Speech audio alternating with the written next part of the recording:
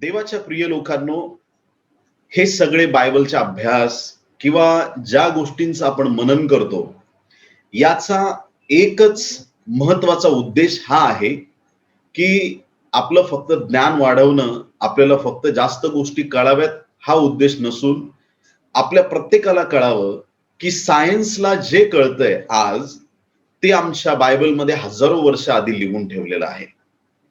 प्रत्येक गोष्ट परमेश्वराच्या योजनेप्रमाणे घडली, घडत आहे आणि घडणार. देव या सर्व गोष्टींचा ऑपरेटर, चालवणारा, निर्माण करता, त्याला कशाचीच तोड असू शकत नाही, हे आपल्यापर्यंत सिद्ध करण्यासाठी हा सगळा बायबलचा अभ्यास आहे. आजचं जे सत्र आहे ते आहे डायनासोर्स, युनिकॉर्न, ड्रॅगन्स याविषयी. आणि याकडं बारकाईने आपले लक्ष असू द्या. वचनाकडे जाण्यापूर्वी एक लहानशी प्रार्थना करूया. आपले नेत्र बंद करू आणि पवित्र स्वर्गीय देवा, येशूच्या पवित्र नावात आम्ही तुझ्या चरणाशी येतो. या समयी प्रभू, आम्हा प्रत्येकाचा ताबा तुझ्या पवित्र हाती घे. पवित्र शास्त्रातून ज्या गोष्टींवर आज आम्ही मनन करणार आहोत, जगातल्या लोकांना याबद्दलचं बरचसं ज्ञान आहे. काही गोष्टी वैज्ञानिकांना कळाल्या आहेत, जगासमोर प्रकट झाल्या आहेत, उघड झाल्या आहेत. काही गोष्टी जगासमोर प्रकट झाल्या नाहीत. पण बायबलचा अभ्यास करणारे, देवाशी जुडलेले लोक, प्रभू, अशा लोकांना तू अधिक गूढ आणि गहन गोष्टी प्रकट करतोस.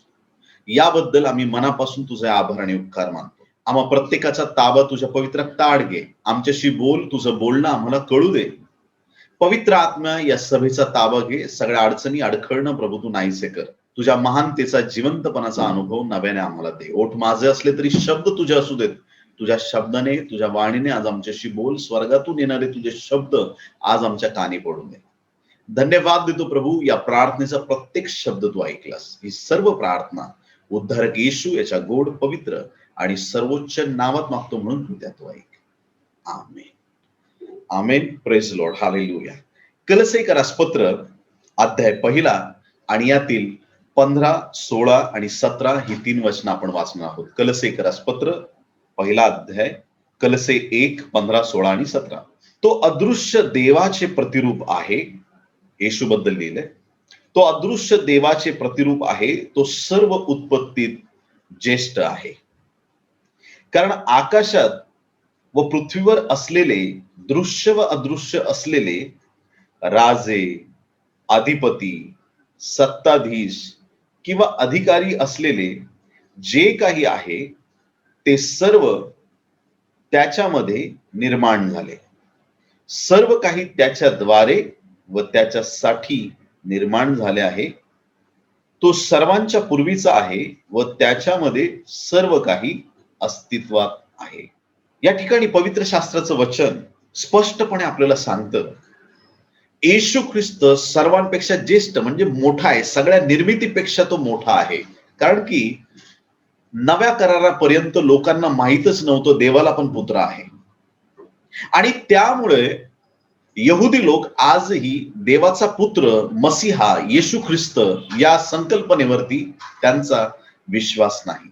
यशाया 53 अशा अनेक वचनांमधून, स्तोत्र 22 अशा अनेक वचनांमधून ख्रिस्ताची, देवाच्या पुत्राची झलक अनेक ठिकाणी पाहायला मिळते. पण तरी हे लोक विश्वास ठेवत नाहीत. आणि मग या सर्व लोकांनी विश्वास ठेवावा म्हणून कलसेकराच्या मंडळीला पत्र लिहित असताना पौल या ठिकाणी स्पष्ट खुलासा करतो. पौल या ठिकाणी स्पष्टपणे सांगतो की सर्व उत्पत्तीत येशू ज्येष्ठ आहे, श्रेष्ठ आहे, महान आहे. आणि सर्व काही बायबल सांगतं की परमेश्वराने उत्पन्न केलं. सर्व काही देवाने उत्पन्न केलं. आणि या ठिकाणी बायबल सांगतं सर्व काही त्याच्याद्वारे, त्याच्यासाठी. सगळ्यांनी म्हणूया, त्याच्याद्वारे, त्याच्याद्वारे, त्याच्यासाठी.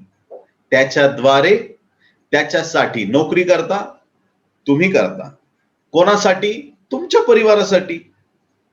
घर बांधलं, तुम्ही बांधून घेतलं, तुम्ही खर्च केलं, देव तुम्हाला मदत करतोय.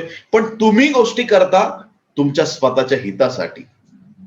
देवाच्या प्रिय लोकांनो, या ठिकाणी बायबलचं वचन आपल्याला स्पष्ट सांगतं की परमेश्वराने सगळं निर्माण केलं परमेश्वरासाठी. सर्व काही त्याच्याद्वारे झालं आणि त्याच्या वाचून झालं असं काहीच जगामध्ये नाही. आमेन. म्हणजे याचा अर्थ सर्व जे जगात आहे, होतं आणि असणार ते परमेश्वराच्या द्वारे निर्माण झालंय. ज्यावेळेस आपण एखाद्या गोष्टीच्या अगदी तळागाळापर्यंत जाण्याचा प्रयत्न करतो, शेवटी एक उत्तर मिळतं, परमेश्वर. आलं लक्षात? प्रत्येक गोष्टीच्या अगदी शेवटच्या मुद्द्यापर्यंत ज्यावेळेस आपण जातो, त्यावेळेस आपल्याला एकच उत्तर मिळतं आणि ते म्हणजे परमेश्वर यहोवा देव आपला देवबाप. मागील सत्रात आपण शिकलो जायंट लोक कसे तयार झाले.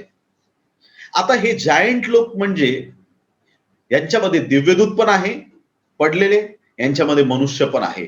मनुष्याला कोणी बनवलं? देवाने बनवलं. देवदूतांना कोणी बनवलं? परमेश्वराने बनवलं. मनुष्याला आणि देवदूतांना बनवणारा पण परमेश्वरच आहे. माणूस पुढे खराब होत गेला, दूषित होत गेला, देवदूत दूषित झाले. पण देवाच्या प्रिय लोकांनो, जर सरते शेवटी आपण निर्मिती कुणी केली याच्याकडे जर लक्ष दिलं तर आपल्याला एक गोष्ट लक्षात येते, ती निर्मिती आपल्या देवानेच केलेली आहे, यहोवा परमेश्वराने. सगळ्या गोष्टींचं उत्तर आपला परमेश्वर आहे आणि तोच सर्व गोष्टीचा निर्माण करता आहे. तर ज्या महत्वाच्या विषयाकडे आपण वळत आहोत तो म्हणजे पहिला मुद्दा, तो म्हणजे आहे डायनासोर्स. देवाच्या प्रिय लोकांनो, डायनासोर्स जे आहेत, डायनासोर बद्दल जर आपण विचार केला तर अकराळ विक्राळ वेगवेगळ्या प्रकारचे असे हे प्राणी आहेत. आणि हे प्राणी आत्ता जगात आहेत का? आत्ता जगात नाहीत. डायनासोर हा जो शब्द आहे, तो शब्द 1841 मध्ये अस्तित्वात आला. लक्ष द्या बरं का, किती साली? 1841 मध्ये. लिहून घ्या, याच्यावर अजून रिसर्च करा, अभ्यास करा. खूप सुंदर विषय. Sir Richard Owen, sir Richard Owen यांनी डायनोसॉर शब्दाची किंवा या संकल्पना जी आहे तिची मांडणी लोकांपुढे 1841 मध्ये केली. डायनासोर हा शब्द ग्रीक शब्दापासून उगम झालेला आहे. डायनो म्हणजे टेरिबल आणि सोर म्हणजे लिझार्ड. टेरिबल लिझार्ड म्हणजे अकराळ विक्राळ भयंकर अशी भिंतीवर काय फिरते? पाल. अशी एक पाल लिझार्ड आपण म्हणू शकतो. अशी अकराळ विक्राळ किंवा अगदी टेरिबल आपण शब्द वापरतो, तर त्याप्रमाणे डायनासोर या शब्दाचा टेरिबल लिझार्ड असा त्या ठिकाणी अर्थ आपल्याला पाहायला मिळतो. टेरिबल लिझार्ड हा शब्द जर 1841 मध्ये आलेला आहे. आता एखादं फळ तुम्हाला माहित नसेल, उदाहरणार्थ आपल्याकडे किवी फार प्रमाणात नसतं. किवी नावाचं फळ फार प्रमाणात नसतं. ड्रॅगन फ्रूट फार प्रमाणात नसतं. आता यायला लागलं, काही ठिकाणी पिकवतात, शेती करतात. आपल्याला माहित नव्हतं. पहिल्यांदा पाहिलं तर आपण त्याचं काय नाव आहे हे सुद्धा आपल्याला माहित नव्हतं. मग आपण त्याचं नाव शोधलं, ते आपल्याला कळालं, कारण की विक्रेत्याने आपल्याला सांगितलं किंवा जिथून आपण घेतला तो माल तिथं आपल्याला त्या गोष्टी कळाल्या. तर अशा काही गोष्टी जगामध्ये होत्या, पण त्यांची नावं नंतर बदलण्यात आली. ठीक आहे. तर ही नावं जी नंतर बदलण्यात आली, तर ती नावं आपल्याला जुन्या ग्रंथांमध्ये कशी काय सापडतील? आपल्याला कळतंय माझं म्हणणं, बरोबर ना? Praise the Lord. जर 1841 मध्ये डायनासोर शब्दाचा उगम झाला, तर डायनासोर पूर्वीच्या काळात होते. मग त्यांना काय शब्दाने म्हणत असतील? ते शब्द नक्कीच वेगळे असतील, कारण की डायनासोर शब्दाचा उगम अलीकडे 1841 मध्ये झालेला आहे. तर देवाच्या प्रिय लोकांनो, त्या डायनासोरसाठी बायबलमध्ये काही वेगळ्या प्रकारचे शब्द वापरलेले आहेत. संदर्भासहित, वचनांसहित आज आपण खुलासा करून त्याकडे लक्ष देणार आहोत. त्यासाठी जे शब्द वापरलेले आहेत, पहिला शब्द आहे ड्रॅगन. डायनासोरसाठी किंवा अशा प्रकारच्या जनावरांसाठी, प्राण्यांसाठी जे वेगवेगळे 3 प्रकारचे शब्द बायबलमध्ये पाहायला मिळतात, त्यातला पहिला शब्द आहे ड्रॅगन. दुसरा जो शब्द आहे तो म्हणजे लिव्याथान, लिव्याथान. आणि तिसरा जो शब्द आहे तो आहे बेहेमोथ, बेहेमोथ हा शब्द आहे. हे अशा प्रकारचे डायनासोर बद्दल किंवा अशा प्रकारचे अकराळ विक्राळ जनावरांबद्दलचे शब्द बायबलमध्ये जवळपास 30 वेळा आलेले आहेत. तर 30 वेळा शब्दाचा वापर केलेला आहे. 30 वेळा जर या गोष्टी बायबलमध्ये उल्लेखल्या आहेत, तर या गोष्टींकडे आपल्याला लक्ष दिलं पाहिजे. जर या डायनासोर मागचा इतिहास जर आपण पाहिला, आता मी तुम्हाला वैज्ञानिक लोकांच्या भाषेत समजवण्याचा प्रयत्न करतो किंवा वैज्ञानिक काय म्हणतायत ते ऐका. मानवाची उत्पत्ती होण्याच्या आधी, हे बायबल सांगत नाही, हे सायंटिस्ट बोलतात ते ऐका. लक्ष देऊन ऐका. मानवाची उत्पत्ती होण्याच्या आधी जगामध्ये डायनासोर्स होते. या डायनासोर्सचे कमीत कमी 60 ते 70 विभिन्न प्रकार होते. थोडेसे स्क्रीनवरती दाखवू शकतो. तर अशा प्रकारचे विभिन्न प्रकारचे डायनासोर्स, त्यांचे प्रकार 60 ते 70 होते आणि ते मानवाच्या निर्मितीपूर्वी जगात अस्तित्वामध्ये होते. हे डायनासोर्स या पृथ्वीवरती फिरत होते, वावरत होते आणि मग हे डायनासोर्स या भूतलावर असताना अचानक ऍस्टेरॉइड्स आकाशातून पडल्याच्या नंतर, आकाशातून पडल्याच्या नंतर, ऍस्टेरॉइड म्हणजे लघुग्रह, पृथ्वीवरती अमेरिकेजवळ एका खाडीमध्ये हा ऍस्टेरॉइड पडला. याचे पुरावे सुद्धा त्यांना सापडलेले आहेत. ऍस्टेरॉइड पडल्याच्या नंतर त्या ठिकाणी 180 किलोमीटरचा खड्डा तयार झालेला आहे. त्या खाडीमध्ये 180 किलोमीटरचा एक फारच फार मोठा खड्डा त्या ठिकाणी तयार झाला. अग्नीचा गोळा आकाशातून पडला आणि मग तो पडल्याच्या नंतर पृथ्वीवरचं तापमान सडनली वाढलं. त्याच्यामुळे पूर्ण पृथ्वीला मोठा जर्क बसला. एक मोठा आकाशातून लघुग्रह, एक दगड मोठ्या जोराने, खूप मोठा 180 किलोमीटरचा खड्डा करू शकतो, काय मोठा असेल, तो पृथ्वीवरती आदळला आणि तो पृथ्वीवर आदळल्याच्या नंतर पृथ्वीला असे हादरे बसले. संपूर्ण पृथ्वीवरती भूकंप झाले, संपूर्ण पृथ्वीवरती सुनामी आली आणि संपूर्ण पृथ्वीचं तापमान वाढलं. सगळीकडे हाहाकार आणि हे सगळे डायनासोर त्याच्यामध्ये मरण पावले. आणि त्याच्यामध्ये काही उडणारे डायनासोर होते. इथे तुम्ही पाहू शकता, पहिलं जे चित्र आहे टेरोडॅक्टाईल, तर हा जो एक प्रकार आहे, तर अशा प्रकारचे डायनासोर हवेत उडत होते. त्यांना फरक पडला नाही कारण ते वरती उडत होते.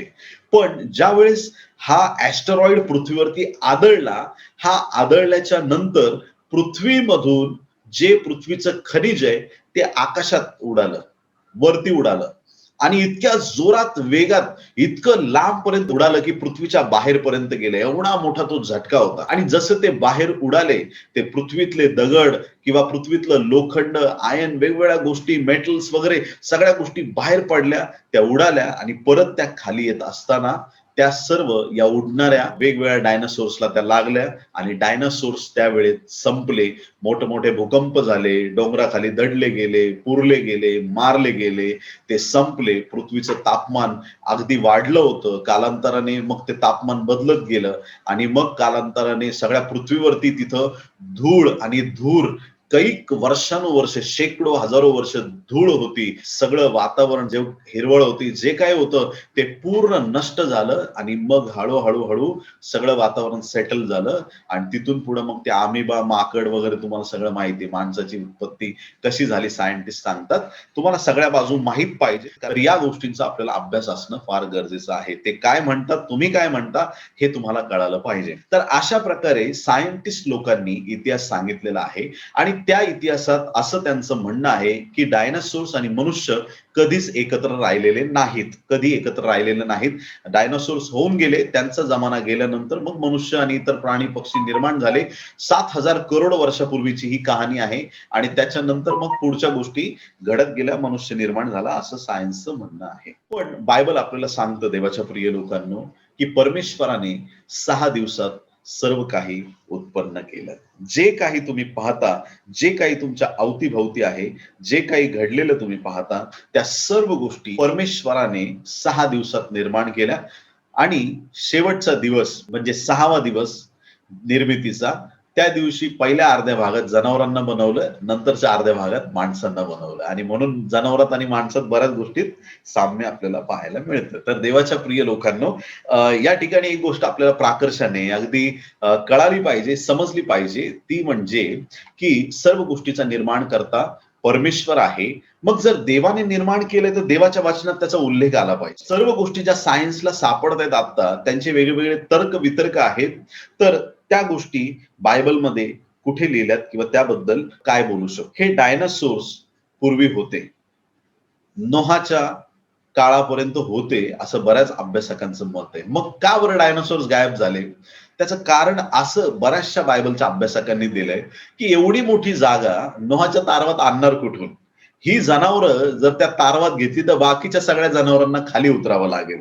नोआच्या तारवात जागा एवढी होणार नाही आणि म्हणून ते खालीच राहिले आणि खालीच मरून गेले, असं काही लोकांचं म्हणणं आहे. आणि त्या काळामध्ये डायनासोर्स संपले. त्याच्यानंतर दुसरी गोष्ट आपण अशी पाहू शकतो, की आपण पाहाल की आदामाचं आयुष्य किती होतं? आदाम 930 वर्ष जगला. मथुशलह 969 वर्ष आयुष्य. त्यानंतर नोहाचं 950 वर्ष आयुष्य. आनोशचं 905 वर्ष आयुष्य. शेतचं 912 वर्ष. मी का सांगतोय माहितीये का? हे सगळे नोहाच्या काळातील जलप्रलयाच्या आधी लोक 900 वर्षापेक्षा जास्त जगायचे. विशेष आहे, एकदम विशेष आहे. पण जलप्रलय झाल्याच्या नंतर माणसाचं जीवन कमी झालं. माणसाचं जीवन कमी झालं. का कमी झालं? कारण की आधी 900 वर्ष लोक जगायचे आणि त्या काळामध्ये देवाच्या प्रिय लोकांना एवढं आयुष्य होतं आणि 900 वर्षापैकी आता हे तर देवाचे निवडलेले लोक आहेत, पण बाकीच्या लोकांना एवढं आयुष्य दिलं तर ते आयुष्यभर फक्त पापच करत राहायचे. मग देवाने काय ठरवलं? काल वाचलं आपण.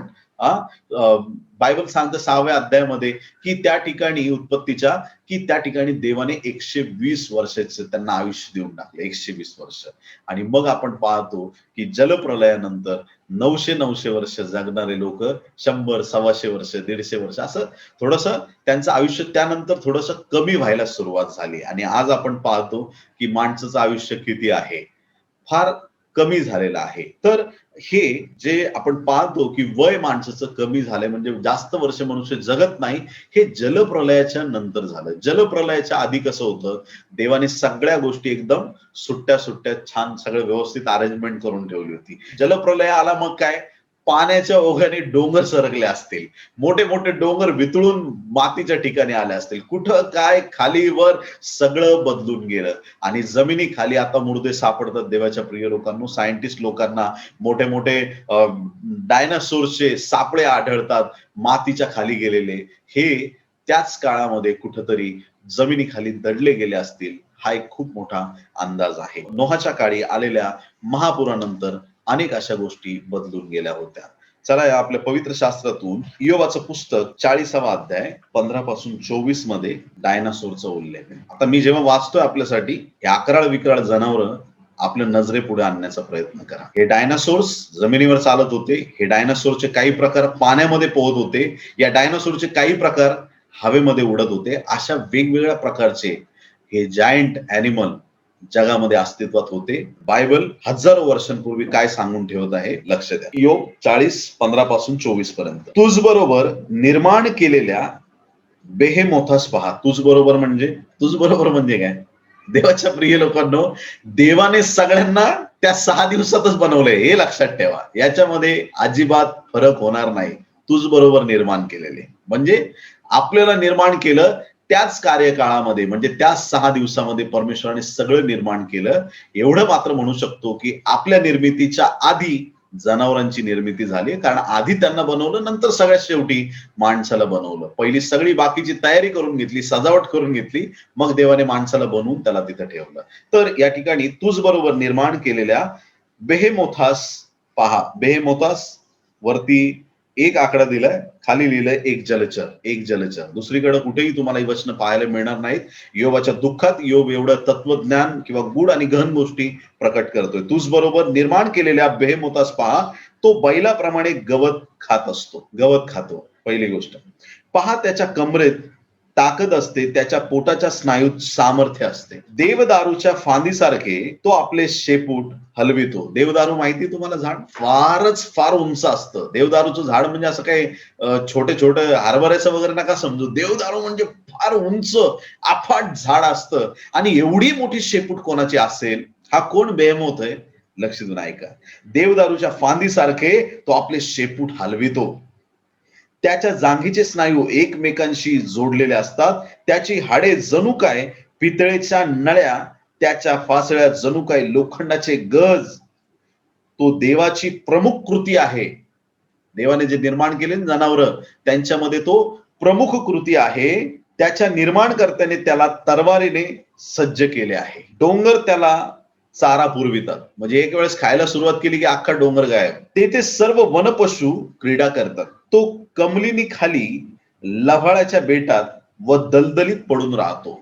जर तुम्ही पाहाल, डायनासोर्स दलदलीमध्ये बसायचे जास्तीत जास्त प्रमाणामध्ये. कमलिनी त्यावर छाया करीतात, ओहळातले वाळूंज त्याला घेरितात. पहा, नदीच्या पुराचा लोट त्यावर आला तरी तो डगमगत नाही. म्हणजे नदीचा कितीही पूर येऊ द्या, त्याला काहीच फरक पडत नाही, एवढा तो भक्कमान, एवढा मोठा आहे बेहेमोथ. यार्देने सारखा नदी प्रवाह झपाट्याने वाहून त्याच्या तोंडावर आदळला तरी तो निर्भय राहतो. तो सावध असता त्याला कोण धरील, पाशात पकडून त्याच्या नाकात व्यसन कोण घालेल. कोणाला शक्य आहे? एवढा भयंकर प्राणी या ठिकाणी नमूद केलेला आहे. आणि हे जे सगळं वर्णन आपल्याला दिसतं देवाच्या प्रिय लोकांनो, हे सर्व वर्णन जे आहे ते म्हणजे आपल्याला पाहायला मिळतं की ते डायनासोर बद्दल आहे. त्या काळात त्याला बेहेमोथ म्हणत होते आणि आज त्याची वेगवेगळी नावं आहेत किंवा वेगवेगळ्या गोष्टी आपल्याला पाहायला मिळतात. डायनासोरचे विभिन्न प्रकार आपल्याला पाहायला मिळतात. पण योबाने हजारो वर्ष आधी या डायनासोरचा उल्लेख पवित्र शास्त्रात ऑलरेडी करून ठेवलेला आहे.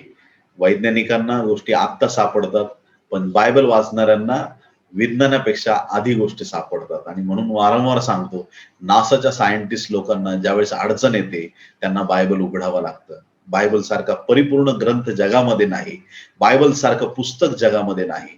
बायबल देवाच्या प्रिय लोकांनो आमचं बल आहे. आमेन, हालेलुया. बायबल आमचं बल आहे, बायबल आमची शक्ती आहे, बायबल आमची ताकद आहे.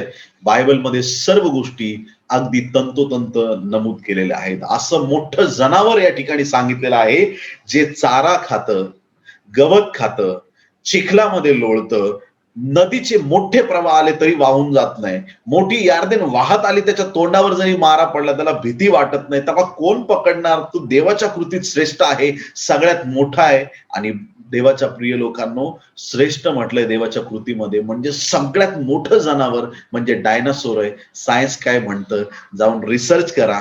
जगाच्या उत्पत्तीपासून आज या दिवसापर्यंत सगळ्यात मोठं जनावर जर अस्तित्वात असेल तर ते म्हणजे डायनासोर आहे. आणि इथं बायबल सांगतं बेहेमोथ सगळ्यात मोठा आहे. 1841 मध्ये डायनासोर शब्दाचा उगम झाला, परंतु हे डायनासोर वेगळ्या नावाने बायबलमध्ये 100% त्याचा उल्लेख केलेला आहे. आपला देव जिवंत आहे, आपल्या देवाला सर्व ज्ञात आहे आणि तो त्याच्या लोकांना गूढ गहन गोष्टी प्रकट करणारा देव आहे. आमेन, हालेलुया.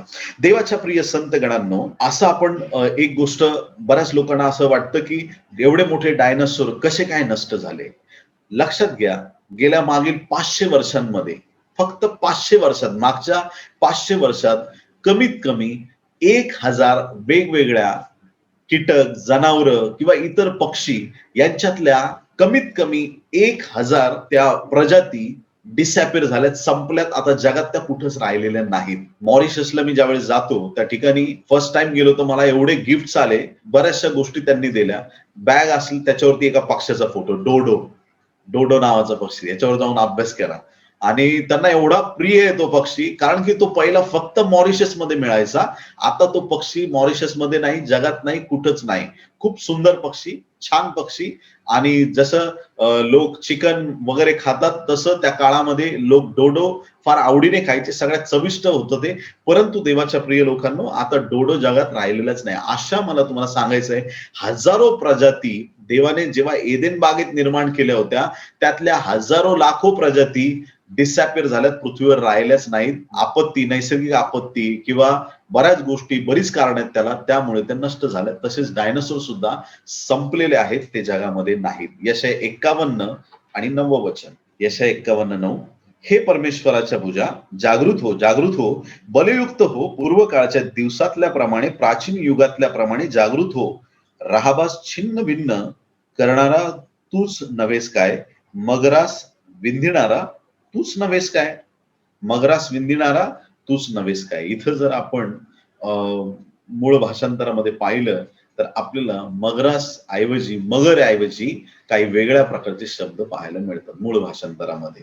हे शब्द ड्रॅगन, लेव्याथान आणि बेहेमोथ याच्याशी रिलेटेड आहेत. परमेश्वरच आहे जो या सर्व मोठ्या जनावरांना, लहान जनावरांना कुणालाही कंट्रोल मध्ये करू शकतो, त्याच्याशिवाय कुणालाही ते करता येत नाही. योग पुन्हा एक वार 41वा अध्यायाकडे आता जाऊया आपण. योग 41 पहिलं वचन. लेव्याथानास गळ घालून तुला ओढता येईल काय, देव विचारतो योबाला, लिव्याथानास, आणि अर्थ खाली दिलाय त्याचा, 2 आकडा घातलाय लिव्याथानला, देव मासा. लिव्याथानास गळ घालून तुला ओढता येईल काय? दोरीने त्याची जीभ तुला दाबून धरता येईल काय? लिव्याथान, आता एक वेगळ्या प्रकारचा शब्द इथे वापरलाय. आधी बेहेमोथ होता, लिव्याथान एक शब्द आपल्याला पाहायला मिळतो. लिव्याथानचा आणखीन उल्लेख कुठे केलेला आहे? स्तोत्रसंहिता 104, 24, 25 आणि 26. हे परमेश्वरा, तुझी कृत्य किती विविध आहेत, ती सर्व तू सुज्ञतेने केली. तुझ्या समृद्धीने पृथ्वी भरलेली आहे. हा समुद्र अफाट व विस्तीर्ण आहे. त्यात लहान मोठे असंख्य जलचर विहार करीतात. पहा, त्यात गलबते चालतात. त्यात क्रीडा करण्यासाठी तू निर्माण केलेला लिव्याथान तेथे आहे. कोण तिथे आहे? समुद्रात लिव्याथान तिथे आहे. देवाच्या प्रिय लोकांनो, लिव्याथान याला भाषांतरामध्ये देवमासा म्हटलेला आहे. देवमासा या शब्दाला इंग्रजी भाषेमध्ये शब्द आहे ब्ल्यू व्हेल. देवाच्या प्रिय लोकांनो, या सर्व जनावरांबद्दल बायबल फार स्पष्ट आहे. डायनासोर्सचे किंवा या प्रकारच्या प्रजातीचे अनेक विभिन्न प्रकार आपल्याला पाहायला मिळतात. जमिनीवर चालणारे, हवेत उडणारे, पाण्यात असणारे, आणि इथं आता लिव्याथान नावाचा शब्द आहे. याला कोण कंट्रोल करणार? तुला करता येईल का? नाही करता येणार. योग त्याला कंट्रोल करू शकत नाही. या सर्व जनावरांना, ज्या गोष्टी मानवाच्या शक्तीबाहेर आहेत, त्यांना कंट्रोल करणारा एकच आहे, तो म्हणजे आपला परमेश्वर आहे. ब्ल्यू व्हेल, आपण मागील दिवसात पाहिलं असेल की ब्ल्यू व्हेल जे आहेत याच्या नावाने गेम आला होता. ब्ल्यू व्हेल नावाने गेम आला, आणि लहान मुलं तो ब्ल्यू व्हेलचा गेम खेळून खेळून खेळून खेळून खेळून खेळून शेवटी जाऊन आत्महत्या करत होते. आणि म्हणून बऱ्याच ठिकाणी हा गेम बॅन करण्यात आला. या ब्ल्यू व्हेल गेम मध्ये सगळ्यात शेवटचा जो पॉइंट होता तो म्हणजे सुसाईड. ही एक सैतानी सत्ता होती, हे एक डिमॉनिक कार्य होतं. ही एक स्पिरिट ऑफ लिव्याथान आपण म्हणू शकतो, स्पिरिट ऑफ ब्ल्यू व्हेल म्हणू शकतो, की ही एक सैतानाने उपयोगात आणलेली त्याची चाल होती, लोकांचा नाश करण्यासाठी, लोकांचे जीव घेण्यासाठी. लिव्याथान तुला पकडता येईल का? त्याला व्यसन घालता येईल का? त्याला धरता येईल का? असं त्याला म्हटलेलं आहे. आणि योग 41 आणि 34 मध्ये बायबल काय सांगतं पहा. हे लिव्याथान किंवा बेहेमोथ, ड्रॅगन, हे कोण आहेत? 34व वचन, 41-34 योग. तो उंच असलेल्या सर्वांकडे नजर लावण्यास भीत नाही. तो सर्व उन्मत्त पशूंचा राजा आहे. सर्व उन्मत्त पशूंचा राजा आहे. उन्मत्त पशु म्हणजे काय? कसलीच भीड न करणारे, हिंस्र, उन्मत्त, त्या सगळ्या पशूंचा राजा असं लिव्याथान, बेहेमोथ अशा प्रकारच्या या जनावरांना या ठिकाणी म्हटलेलं आहे. देवाच्या प्रिय लोकांनो, डायनासोर्स बद्दल बायबलमध्ये बऱ्याच ठिकाणी वचनं पाहायला मिळतात. बऱ्याच गोष्टी या ठिकाणी आपल्याला पाहायला मिळतात. अगदी तंतोतंत त्याचा उल्लेख पाहायला मिळतो, आणि जे वैज्ञानिकांना सापडलेले पुरावे आहेत त्यांना देखील या गोष्टी कळून चुकल्या आहेत. बायबलच्या गोष्टी भाकड कथा नाहीत. बायबलमध्ये अगदी सत्य, परखड आणि स्पष्ट वचन दिलेलं आपल्याला पाहायला मिळतं. पुढची जी गोष्ट आहे ती म्हणजे, जसं आपण हे पाहिलं की डायनासोर, बऱ्याचशा गोष्टींमधून आणखीन एक जनावर किंवा एक प्राणी आपल्याला पाहायला मिळतं. त्याचं नाव आहे युनिकॉर्न. युनिकॉर्न घोड्यासारखं एक जनावर, ज्याला डोक्याच्या मध्यभागी एकच शिंग असणार आणि काही ठिकाणी त्यांना पंख असतात असं सुद्धा म्हटलेलं आहे. अशा प्रकारचं जनावर ज्याला एक शिंग आहे, पंख आहे, युनिकॉर्न. युनिकॉर्न हा शब्द बायबलमध्ये आलेला आहे का? हो, आलेला आहे. 8 वेळा युनिकॉर्न शब्द आलेला आहे. आता याकडे लक्ष द्या. युनिकॉर्न होते की नव्हते हे आपल्याशी मी नंतर बोलणार आहे. आधी थोडंसं याबद्दल जाणून घेऊया. युनिकॉर्न बऱ्याचशा कथांमधून आपल्याला पाहायला मिळतात. लहान मुलांच्या स्टोरीज, गोष्टी, बरेचसे तुम्ही चित्र, पेंटिंग्स, युनिकॉर्न तुम्हाला पाहायला मिळेल. गाडी पण आली युनिकॉर्न नावाची. युनिकॉर्न म्हणजे एक शिंग असलेलं जनावर असा त्याचा अर्थ होतो. युनिकॉर्न, गणना 23वा अध्याय 22वा वचन. आता हे वाचण्यासाठी मराठी बायबल उघडू नका. याच्यासाठी किंग जेम्स व्हर्जन तुमच्याकडे पाहिजे. आता तुम्ही वाचाल तिथं तुम्हाला वेगळे शब्द पाहायला मिळतील. युनिकॉर्न हाच शब्द किंग जेम्स व्हर्जन मध्ये तुम्हाला पाहायला मिळेल. युनिकॉर्न एक्झॅक्टली जे आता इथं सांगितलंय तोच शब्द युनिकॉर्न, एक शिंग असलेलं जनावर. आणि हा शब्द गणना 23वा अध्याय 22वा वचन लिहून घेऊ शकता आपण. गणना 23:22, गणना 24:8.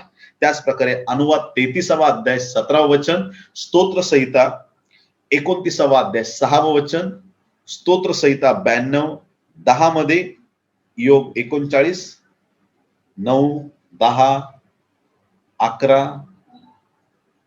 12, यशया 34, 7.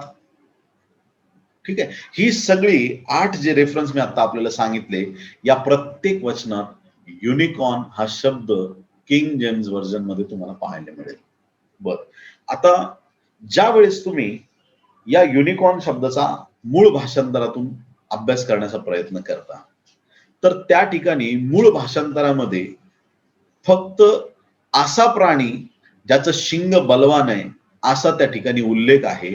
मूळ भाषांतरामध्ये युनिकॉर्न अस्तित्वात आहेत याचा कुठलाही पुरावा आपल्याला आढळत नाही. याचा अर्थ काय? जे ट्रान्सलेशन इंग्लिश मध्ये करण्यात आलेलं आहे युनिकॉर्न, तिथं काहीतरी गडबड झालेली आहे. आपल्या मराठी बायबलमध्ये रानबैल शब्द वापरलाय. ठीक आहे, ऐकता तुम्ही? मराठी बायबलमध्ये रानबैल शब्द वापरलेला आहे आणि मराठी बायबलमध्ये पहिल्यांदा मला अभिमान वाटतो की ट्रान्सलेशन चांगलं आणि बरोबर केलंय. Praise the Lord. English Bible आपण नेहमी सांगतो इंग्लिश बायबलमध्ये वाचा, तिथं असं लिहिलंय इंग्लिश बायबल, पण आता इंग्लिश बायबल वाचणाऱ्यांना सांगावं लागेल मराठी बायबल वाचा, तिथं बरोबर ट्रान्सलेशन लिहिलेलं आहे. प्रेज द लॉर्ड, हालेलुया, देवाची स्तुती असो. तर देवाच्या प्रिय संतगणांनो, सांगण्याचं तात्पर्य हे, सायंटिस्ट म्हणतात युनिकॉर्न नावाचं जनावर अस्तित्वात नव्हतं. बायबल सुद्धा सांगतं युनिकॉर्न अस्तित्वात नव्हते. या वचनांचा एक वेगळा अर्थ होतो, पण तो युनिकॉर्न एक्झॅक्टली हे जे युनिकॉर्न आहेत, एक शिंग असल्याने घोडे, असा त्याचा अर्थ होत नाही. त्याचा अर्थ वेगळा आहे, मूळ भाषांतरामध्ये गेल्यावर कळतं. म्हणून बायबलच्या आधारावरती आपण पाहू शकता की या ठिकाणी डायनासोर अस्तित्वात होते, पण युनिकॉर्न अस्तित्वात होते याचा बायबलमध्ये पुरावा नाही. जसं की आता आपण पाहिलेलं आहे की डायनासोर्स यांचा उल्लेख बायबलमध्ये आहे, युनिकॉर्नचा उल्लेख, एक्झॅक्टली युनिकॉर्नचा उल्लेख बायबलमध्ये आपल्याला पाहायला मिळत नाही. पुढची जी गोष्ट आहे ती म्हणजे चायनाचा favourite animal dragon. Dragon reptile kingdom मधली जी जनावरं तोंडातून आग ओकून एखाद्याला भस्म करून टाकतील, अशी जनावरं जी हवेत उडू शकतात, सापासारखी वाटतात, त्याचबरोबर एखाद्या लिझार्ड सारखी, क्रोकोडाईल सारखी वाटतात. एक कॉम्बिनेशन, पाय आहेत, पंख आहेत, तोंडातून आग ओकू शकतात, भयंकर आहेत, आकराळ विक्राळ आहेत, एखाद्याला भस्म करून टाकतील अशी आहेत. या प्रकारच्या ड्रॅगन्स बद्दल बायबल काय सांगतं याकडे आपलं लक्ष असू द्या. ड्रॅगन्स अस्तित्वात होते का? ड्रॅगन्स बद्दल बायबल काय सांगतं? आग खरंच जनावर आपल्या तोंडातून ओकू शकतो का?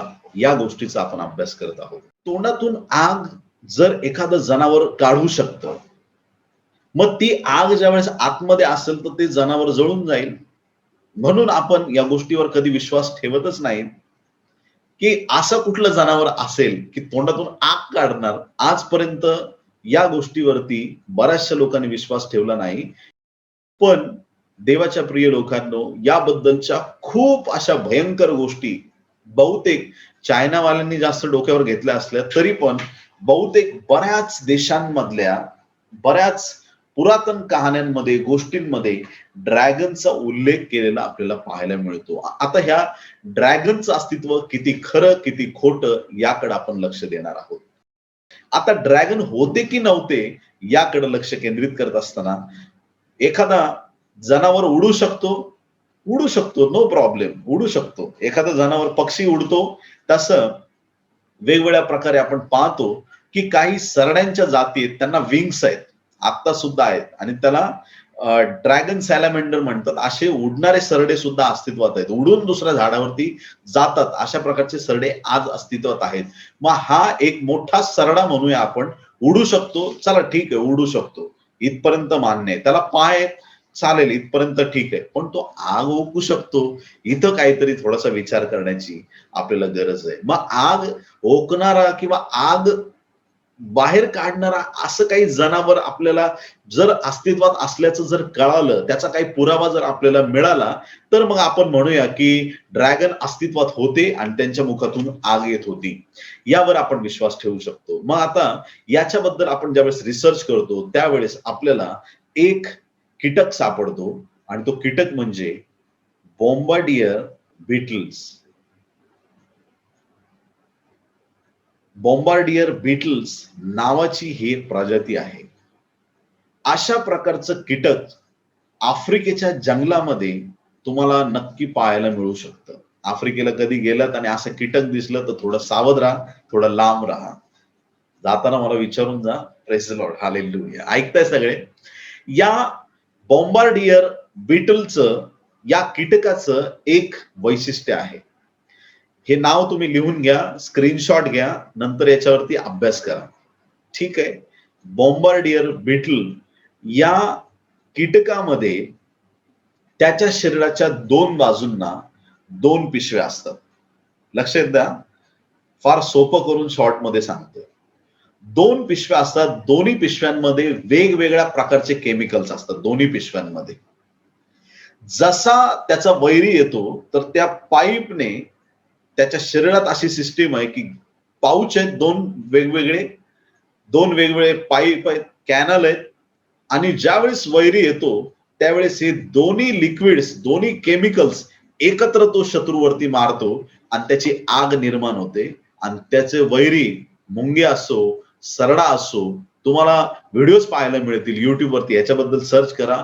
लिटरली मुंगुसाचं तोंड भाजून टाकलंय ह्या एवढ्याशा छोट्याशा कीटकाने. अशी त्याच्यामध्ये ताकद आहे. आग ओकणारा, आग काढणारा असा बॉम्बार्डियर बीटल आज जगामध्ये अस्तित्वात आहे. एवढ्याशा कीटकामध्ये दोन केमिकल एकत्र करून आग उत्पन्न करण्याची शक्ती आहे. तर मानायला काहीच हरकत नाही की अशी जनावरं होऊन गेली ज्यांच्या तोंडातून आग बाहेर पडत होती. आणि ज्यावेळेस आपण ही डायनासोर्स बघतो तर त्यांच्या डोक्याच्या बाजूला जे आहे ते आपल्याला दिसतं की शिंगासारखे काहीतरी पाऊच, मोकळ्या अशा काहीतरी नळ्यांसारखं दिसतं. एवढी शिंग असू शकत नाही, तर अभ्यासकांच्या मते केमिकल स्टोअर करण्याची ही काहीतरी जागा असली पाहिजे, असं एक वैज्ञानिकांचं मत आहे.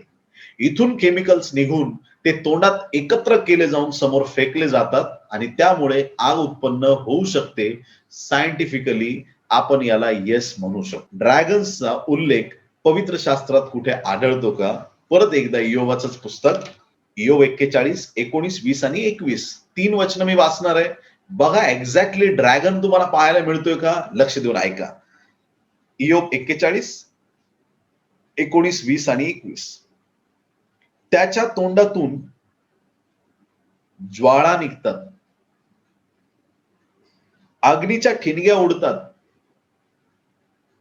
लव्हाळ्याच्या जाळावर उकळत ठेवलेल्या भांड्यातून निघतो तसा त्याच्या नाकपुड्यातून धूर निघतो. त्याच्या श्वासाने कोळशे पेट घेतात, त्याच्या तोंडातून अग्निज्वाला निघते. देवाच्या प्रिय लोकांनो, ह्या पूर्ण वर्णनातून एक गोष्ट मात्र निश्चित आपल्याला कळालेली आहे की तोंडातून आग ओकणारा प्राणी बायबलमध्ये लिहिलेला आहे. लोकांना आज ड्रॅगन माहितीये, पण तुमच्या आणि माझ्या बायबलमध्ये हजारो हजार वर्षांआधी याबद्दलचा उल्लेख केलेला आपल्याला पाहायला मिळतो. देवाच्या प्रिय लोकांनो, आपण पाहू शकता की स्तोत्र 18, 3 ते 9 वचनं किंवा दुसरे शमूएल 14:9 या वचनांमध्ये आपण पाहू शकता की परमेश्वराच्या मुखातून अग्नी निघत असतो. परमेश्वराच्या मुखातून अग्नी निघतो. देवाच्या प्रिय लोकांनो, ज्याच्या मुखातून अग्नी निघतो तो कुणाच्या तरी मुखातून अग्नी निघणारे असे जनावर बनवू शकतो, यावर आपण विश्वास ठेवला पाहिजे. देवाच्या प्रिय लोकांनो, बऱ्याच अभ्यासकांचं याबद्दल देखील मत आहे की हा जो प्राणी आहे हा फार हिंस्र प्राणी आहे. आपण घरामध्ये फिश पाळतो, बरोबर ना? फिश टँक आणतो, फिश पाळतो. कधी फायटर फिश त्याच्यामध्ये ठेवतो का हो? फायटर फिश ठेवला की तो कधी शांत बसत नाही. मी पण एकदा आणले होते फायटर फिश. बापरे, ते 2 फायटर फिश ठेवले एकत्र तरी पण नाही चालत, ते मारतच राहतात. तर काही काही जनावर अशी असतात की ती बाकीच्यांना उपद्रव करतात. काही अभ्यासकांच्या मते हा एक असं जनावर होतं ड्रॅगन की जे योग्यतेचं नव्हतं नोहाच्या तारवात ठेवण्यासाठी, आणि म्हणून त्याला आतमध्ये एंट्री करता आली नसेल किंवा देवाने त्याला घेतलं नसेल आतमध्ये. आणि देवाच्या प्रिय लोकांनो, निसर्गातील ज्या उलाढाली आहेत त्यामध्ये ऍक्च्युअल तसं बघायला गेलं तर हे ड्रॅगन किंवा डायनासोर, परमेश्वर म्हणतो की यांना मी फार मोठं बनवलंय, सगळ्या कृतीमध्ये फार मोठं बनवलंय. पण फक्त फिजिकली ते मोठे आहेत, पण स्पिरिच्युअल लेवलमध्ये मनुष्यच मोठा आहे, कारण की मनुष्य देवाच्या प्रतिरूपाचा आहे. आलं लक्षात? डायनासोर्स उंचीने मोठे असतील, पण तुम्ही आणि मी देवाबरोबर जुडलेले आहोत. आम्ही त्यांच्यापेक्षा कैक पटीने मोठे आहोत, कारण की देवाने अभिवचन दिलं उत्पत्तीच्या ग्रंथामध्ये, की जा संपूर्ण पृथ्वी व्यापून टाका, सर्वांवर अधिकार चालवा. हे सगळी जनावरं माणसाच्या अधिकाराखाली होती. देवाच्या प्रिय लोकांनो, आणि कधी काळी या जनावरांचा त्रास अति प्रमाणात झाल्यामुळे कदाचित लोकांनी त्यांना मारला असेल, कदाचित लोकांनी प्लॅन करून, ट्रॅप करून त्यांचे जीव घेतले असतील. त्यामुळे कदाचित त्यांची संख्या जगातून नाहीशी झालेली आहेत, शून्यवर आलेले आहेत. आणि आता ड्रॅगन्स जगामध्ये पाहायला मिळत नाहीत, पण ड्रॅगन्स होते असं जुन्या कथांमध्ये लिहिलेलं आहे, वैज्ञानिकांनी मानलेलं आहे. आणि त्याचबरोबर बायबलमध्ये सुद्धा याचे 100% पुरावे आपल्याला पाहायला मिळतात. आणि म्हणून असंही असू शकतं, एक अंदाज आहे, फक्त अंदाज, की हे मोठे मोठे ड्रॅगन्स किंवा डायनासोर नोहाच्या तारवात घेऊ शकत नाही. मग कदाचित त्यांची छोटी पिल्ल किंवा अंडे घेऊन गेले असतील आतमध्ये, सांगता येत नाही. काहीतरी अशी योजना होऊ शकते, काहीतरी अशा गोष्टी घडल्याही असतील. आणि देवाच्या प्रिय लोकांनो, हा जो कालखंड मोजण्याचा ख्रिस्ती लोकांचा जो क्रायटेरिया आहे, तो कुठंतरी गडबड करतोय. एवढे वर्ष झाले पृथ्वी निर्माण होऊन, एवढे वर्ष झाले माणसाला बनवून, या सगळ्या बायबलच्या आधारावरती ज्यावेळेस कॅल्क्युलेशन आपण करतो, तर कॅल्क्युलेशन आपलं चुकतंय. बायबल नेहमी परफेक्टच असणार आहे. आमेन. प्रकटीकरण 12वा अध्याय 3रं वचन, प्रकटीकरण 12वा अध्याय 9वं वचन, 3ऱ्या वचनात, 9व्या वचनात, त्याच प्रकारे प्रकटीकरण 20वा अध्याय 2रं वचन, या ठिकाणांमध्ये बायबलमध्ये ड्रॅगन शब्दाचा वापर केलेला आहे. मराठी ट्रान्सलेशन मध्ये त्याला अजगर म्हटलेलं आहे. जर तुम्ही या ड्रॅगनकडे तुम्ही पाहिलं, तर तो अजगरासारखाच आहे. हा ड्रॅगन जो आहे, लांब लचक शेपूट अजगरासारखाच आहे, फक्त तो उडू शकतो आणि आग ओकू शकतो. तर असं काहीतरी जनावर जे ड्रॅगन सारखं आहे, अजगरासारखं आहे, ज्या गोष्टी पवित्र शास्त्रामध्ये लिहिलेल्या आहेत, त्याचा अर्थ यथायोग्य रीतीनं घेणं गरजेचं आहे. हा जुनाट साप, जुनाट अजगर, म्हणजे याला सैतानाचं चिन्ह म्हटलेलं आहे. तुम्ही पाहू शकता की चायनाचा राष्ट्रीय पशु पॅन्डा आहे, पण पॅन्डाचं चित्र तुम्हाला पूर्ण चायनामध्ये कुठं जास्त दिसणार नाही. सगळीकडे तुम्हाला दिसेल फक्त ड्रॅगन, ड्रॅगन आणि ड्रॅगन. एअरपोर्टवर उतरल्यापासून कोणाच्या घरात जाईपर्यंत, हॉटेल रूम मध्ये जाईपर्यंत सगळीकडे तुम्हाला ड्रॅगनचे चित्र दिसतील, सगळीकडे ड्रॅगनचे चित्र दिसतील. आता एका फार महत्वाच्या गोष्टीकडे आपण लक्ष देत आहोत.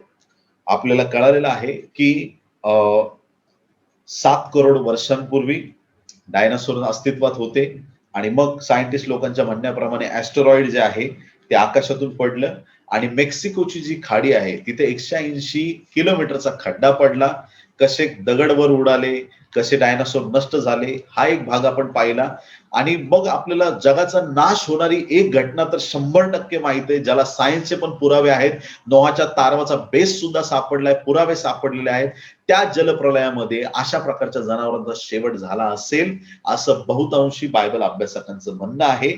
हे आपल्याला इथपर्यंत कळलेलं आहे. आता शेवटचा काळ, ड्रॅगन, लिव्याथान आणि हे सगळे डायनासोर, बेहेमोथ यांचा काय संबंध आहे, याच्याकडे लक्ष केंद्रित करूया. एक वचन फार पॉवरफुल बायबलमध्ये दिलेलं आहे, जे या सर्व गोष्टींचा उलगडा करतं. यशाया 27वा अध्याय, वचन पहिलं, यशाया 27 आणि वचन 1. त्या समयी परमेश्वर आपल्या दुःखकर, महान व बलवान खडगाने चपल सर्प लिव्याथान व वक्र सर्प लिव्याथान यांचे पारिपत्य करील, समुद्रातील अजगराला ठार मारील. त्या समय, तो समय आलाय का? जवळ आलाय. ऐका बरं का. आता ही जनावरं यांचा अभ्यास, प्रत्येक बायबलची गोष्ट फिजिकल आणि स्पिरिच्युअल रेल्म दोन्हींना जोडणारी आहे, लक्षात घ्या. फिजिकल रेल्म मध्ये आपण उंच जनावरं होती हे सगळं पाहिले, पण आता आत्मिक रीतीनं याचा अर्थ आपल्याला पाहायचा आहे. साप त्या सैतानाला साप म्हटलेला आहे. साप म्हणजे आता तुम्हाला एखादा झाडावरती साप दिसला, जमिनीवर साप दिसला, लगेच तुम्ही बाइंड करायला सुरुवात करू नका. अरे हा सैतान आहे. नाही, तो जनावर वेगळं आहे. परंतु त्या सर्पाची उपमा बायबलमध्ये सैतानाला दिलेली आहे. आता याच ठिकाणी आपण पाहू शकता की 2 लेव्याथान आणि एक समुद्रातला अजगर आपल्याला पाहायला मिळतो. एक श्वापद अजगर आहे आणि 2 लेव्याथान आहेत. यांचं पारिपत्य परमेश्वर त्याच्या खड्गाने म्हणजे तरवारीने करणार. खडग म्हणजे तरवार. त्या तरवारीने, इतकी तरवार जबरदस्त आहे की त्या तरवारीने 2 अशा लेव्याथानाचं परिपत्य परमेश्वर करणार. एकाच वचनामध्ये फार सुंदर शेवटल्या काळातली माहिती दिलेली आहे. लक्ष देऊन ऐका. दुःखकर महान व बलवान खडगाने, अर्थात देवाची तरवार देवाचं वचन आहे. ही तरवार कुठे आहे तुम्हाला माहिती आहे का?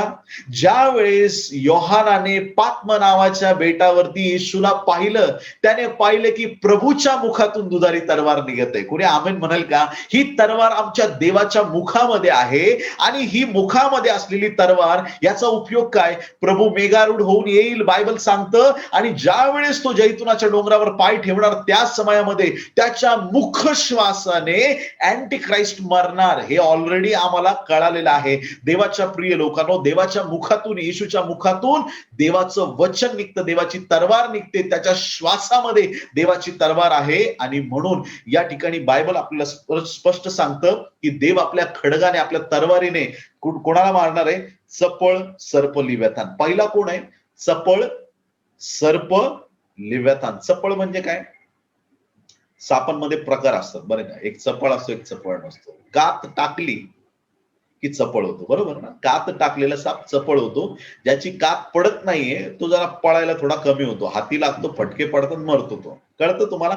देवाच्या प्रिय लोकांनो, चपळ साप ज्याने कात टाकली असेल, जो पळायला धावायला फार चपळ आहे, हा साप आहे ना स्त्रियांच्या मागे लागलाय. उत्पत्तीमध्ये हवेच्या मागे लागलाय आणि प्रकटीकरणामध्ये आपण पाहतो की हा त्या स्त्रीच्या गरोदर स्त्रीच्या मागे लागलेला आहे. हा चपळ साप कोण आहे? हा सैतान आहे. चपळ साप जो त्या स्त्रीच्या मागे धावत आहे. देवाच्या प्रिय लोकांनो, यशाचा ग्रंथ लिहित असताना प्रकटीकरणाचं पुस्तक लिहिलं गेलं नव्हतं, पण स्पष्ट इथं सांगितलं की चपळ साप या ठिकाणी शब्द वापरलाय, पण देव त्याच्या खडगाने त्याला मारणार आहे. हा चपळ साप म्हणजे सैतान आहे. चपळ असा सर्प लिव्याथान, सर्प पण म्हटलंय, लिव्याथान पण म्हटलंय, म्हणजे असा एक ड्रॅगन आहे. कळतंय आपल्याला? असा एक ड्रॅगन आहे जो चपळ आहे, जो धावायला, त्या स्त्रीच्या मागे धावायला चपळ आहे. त्याला परमेश्वर मारणार. आणि दुसरा वक्र सर्प लिव्याथान. वक्र म्हणजे काय? असा वाकडा तिकडा, वाटोळे गोटोळे करणारा, सगळं फिरणारा वक्र सर्प लिव्याथान, त्याचं परिपत्य. वक्र म्हणजे काय? देवाचं वचन कसं आहे? सरळ आहे. पण शेवटच्या काळात एक खोटा संदेष्टा उठणार, सरळ असलेल्या वचनांना वाकडं तिकडं करण्याचा प्रयत्न करणार. हा वक्र सर्प म्हणजे कोण आहे? तर तो म्हणजे खोटा संदेष्टा आहे. देव जो बाप, देव जो पुत्र, देव जो पवित्र आत्मा, ह्या त्रैक्याला आपण देव मानतो. आपला देव एक आहे. तसंच या ठिकाणी सैतान, खोटा संदेष्टा आणि ख्रिस्त विरोधक यांनी त्रैक्य निर्माण केलेला आहे. देव त्या तिघांनाही खलास करणार. कोणी आमेन म्हणतं का? आमेन, हालेलुया. आपल्या तरवारीने, आपल्या वचनाने खलास करणार. आज तुम्हाला जर सैताना पुढे टिकाव धरायचा असेल तर मी तुम्हाला काहीच दुसरी गोष्ट सांगणार नाही. एकच गोष्ट म्हणजे बायबल. एकच गोष्ट काय सांगणार? तुमचं बायबल पॉवरफुल आहे. तुमच्या देवाने दिलेलं वचन पॉवरफुल आहे. त्या वचनाला धरून राहा. या ठिकाणी चपळ सर्प लिव्याथान म्हणजे सैतान, वक्र सर्प लिव्याथान म्हणजे नक्कीच तो खोटा संदेष्टा आहे. आणि या ठिकाणी पुढं वचन सांगतं, समुद्रातील अजगराला ठार मारेल. समुद्रातील अजगर, तुम्ही अभ्यास केला याचा? प्रकटीकरणाच्या 13व्या अध्यायाच्या 1 ते 10 वचनामध्ये समुद्रातून वर आलेले श्वापद, समुद्रातून वर आलेले श्वापद कोण आहे? अँटी क्राइस्ट आहे. समुद्रातून वर आलेलं श्वापद म्हणजे अँटी क्राइस्ट आहे, तो ख्रिस्त विरोधक आहे. देवाच्या प्रिय संतगणांनो, या ख्रिस्त विरोधकाला परमेश्वर आपल्या पुत्राच्या द्वारे, आपल्या पवित्र वचनाच्या द्वारे त्याला संपवणार आहे. देवाच्या प्रिय लोकांनो, वक्र सर्प जो खोटा संदेश आहे, प्रकटीकरण 13वा अध्याय 11 ते 18 वचनामध्ये या खोट्या संदेशाबद्दल सांगितलेला आहे. त्याचबरोबर जो ख्रिस्त विरोधक आहे 13वा अध्याय प्रकटीकरणाचा 1 ते 10 वचनामध्ये लिहिलेला आहे. आणि चपळ सर्प जो आहे, स्त्रीच्या मागे धावणारा, फक्त त्याला पळता येतं. येशू वधस्तंभावरती खेळला त्या दिवसापासून नुसता पळतो तो. येशूचं नाव घेतलं तरी पळून जातो. आमेन, हालेलुया. चपळ सर्प, पळून जाणारा, निष्ठून जाणारा, घाबरणारा असा तो चपळ सर्प आहे. देवाच्या प्रिय लोकांनो, या सर्व डायनासोर, त्याचबरोबर युनिकॉर्न आणि त्याचबरोबर ड्रॅगन, हे महाकाय, या सर्व अभ्यासातून एक गोष्ट मात्र प्राकर्षाने आपल्याला समजली आहे की सर्वात वरचढ आमचा देव आहे, सगळ्यात महान आमचा परमेश्वर आहे. आमच्या परमेश्वरापुढं कुणी टिकाव धरू शकत नाही. आज हे ड्रॅगन तुम्हाला जरी दिसत नसले तरी ते अस्तित्वात आहेत. तुम्ही ऐकताय का? हालेलुया. ते कुठल्या स्वरूपात अस्तित्वात आहेत?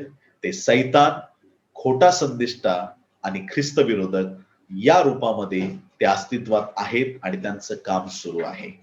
लक्षात ठेवा, ख्रिस्ताने आपल्या मुखातून निघालेल्या मुख श्वासाद्वारे ख्रिस्त विरोधकाला मारण्याचा पूर्ण प्लॅन केलेला आहे. तर जर तुम्हाला या शेवटच्या काळामध्ये टिकाव धरायचा असेल तर कुठलीच गोष्ट तुमच्या कामी पडणार नाही, फक्त तुमच्या देवाने दिलेलं वचन तुमच्या कामी पडणार आहे. म्हणून एखाद्या गोष्टीत कमी पडलं तरी चालेल, पण वचनाची कधी कमी होऊ देऊ नका. आज नंतर अधिकाधिक बायबल वाचन करा, अधिकाधिक देवाच्या सानिध्यामध्ये राहा. हे अकराळ विकराळ असणारे सैतानी दुर्रात्मे तुमच्या समोर कधीच थांबू शकणार नाहीत. तुमच्या देवाने तुम्हाला निवडलं आहे, तुमच्या परमेश्वराने तुमच्यावरती पाखर घातली आहे. प्रार्थना करूया. प्रेमळ स्वर्गीय देवा, येशूच्या पवित्र नावात आम्ही तुझ्या चरणात येतो. आज या वचनातून आमच्या मनात असलेले अनेकशे प्रभू परमेश्वरा विचलित करणारे विचार होते, ते तू काढून टाकलेस. संभ्रम दूर केलास, दुविधा मनस्थिती दूर केलीस. आणि प्रभू परमेश्वरा, सत्य आम्हाला तू उलगडून सांगितलंस, याबद्दल आम्ही मनापासून तुझे आभार मानतो. स्वर्गीय बापा, तुझी कृपा, तुझ्या दयेचा हात आम्हा प्रत्येकावर असू दे. मनापासून आभार मानतो. प्रभू परमेश्वरा, आमच्याशी तू बोललास. अजून आणि अजून गहन आणि गूढ गोष्टी आम्हाला येत्या दिवसात तू प्रकट कर. आमच्याशी बोल आणि तुझं बोलणं आम्हाला कळू दे. धन्यवाद देतो पित्या, या प्रार्थनेचा प्रत्येक शब्द तू ऐकलास. ही सर्व प्रार्थना विनंती उद्धारक येशू याच्या गोड, पवित्र आणि सर्वोच्च नावात मागतो म्हणून पित्या तू ऐक. आमेन, आमेन, आमेन.